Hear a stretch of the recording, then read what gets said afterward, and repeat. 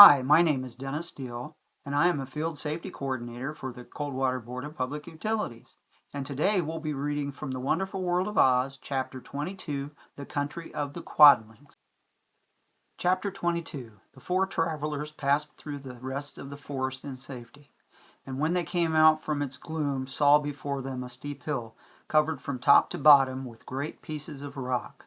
"That will be a hard climb," said the Scarecrow, "but we must get over the hill, nevertheless." So he led the way, and the others followed. They had nearly reached the first rock when they heard a rough voice cry out, "Keep back!" "Who are you?" asked the Scarecrow. Then a head showed itself over the rock, and at the same voice said, "This hill belongs to us, and we don't allow anyone to cross it." "But we must cross it," said the Scarecrow. "We're going to the country of the Quadlings." "But you shall not," replied the voice, and there stepped from behind the rock the strangest man the travelers had ever seen. He was quite short and stout, and had a big head, which was flat at the top and supported by a thick neck full of wrinkles.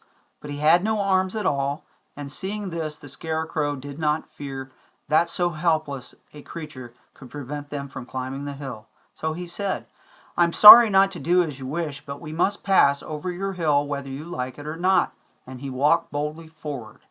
As quick as lightning, the man's head shot forward, and his neck stretched out until the top of the head, where it was flat, struck the Scarecrow in the middle and sent him tumbling over and over down the hill. Almost as quickly as it came, the head went back to the body, and the man laughed harshly as he said, "Isn't as easy as you think." A chorus of boisterous laughter came from the other rocks, and Dorothy saw hundreds of the armless hammerheads upon the hillside, one behind every rock. The lion became quite angry at the laughter caused by the Scarecrow's mishap, and giving a loud roar that echoed like thunder, he dashed up the hill.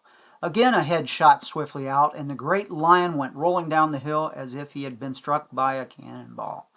Dorothy ran down and helped the Scarecrow to his feet, and the lion came up to her feeling rather bruised and sore, and said, "It is useless to fight people with shooting heads. No one can withstand them." "What can we do then?" she asked. "Call the winged monkeys," suggested the Tin Woodman. "You have still the right to command them once more." "Very well," she answered, and putting on the golden cap, she uttered the magic words.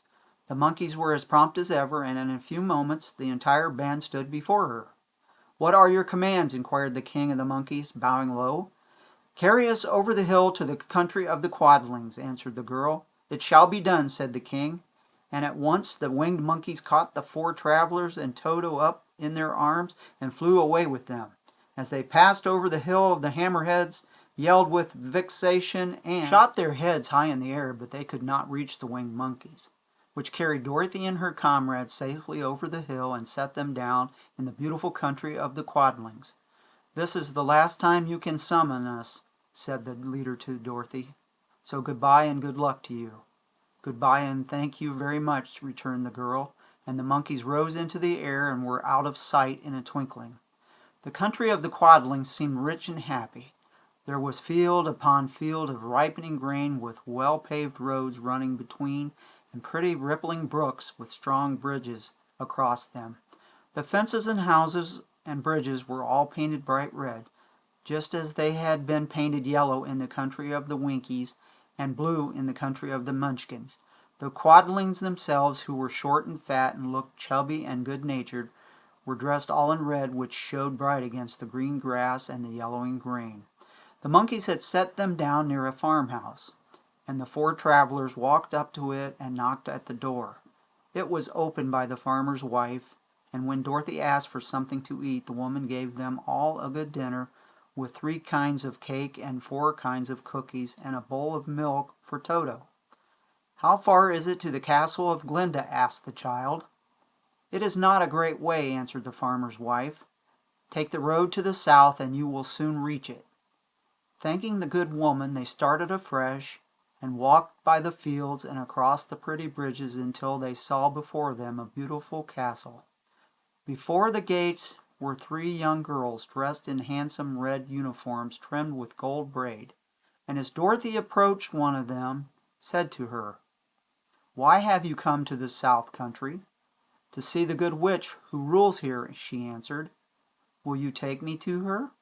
"Let me have your name, and I will see Ask Linda if she will receive you." They told who they were, and the girl soldier went into the castle. After a few moments, she came back to say that Dorothy and the others were to be admitted at once.